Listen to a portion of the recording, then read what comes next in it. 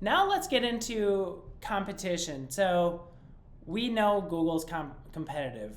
It's always been competitive, and for the right reasons. That's where majority of people start off their search. Not everyone, which we just covered, but Jess, why don't you share with everyone what can we expect in terms of competition and maybe even CPCs?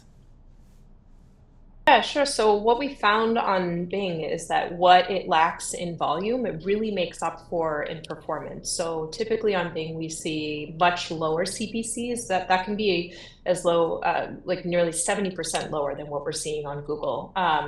And that is varies by industry, of course, but some really low CPCs. So you're getting kind of cheap traffic, higher engagement, higher conversion rates, and that potentially means better ROI if you have the right traffic.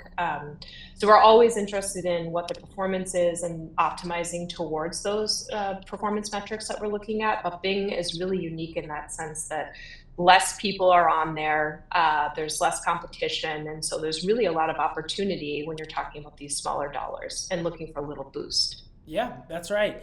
And so many Google ad advertisers, they'll reminisce of the heyday of like, oh, I remember when I was advertising on Google 10 years ago and CPCs were just a buck or 70 cents. Well, you can still attain those type of CPCs on Bing. So get in before that gets overly competitive. So yes, smaller CPCs, and again, it just comes down to a lot of advertisers out there. They just don't think of Bing. They're like, I'm on Google. Why put in the effort into it?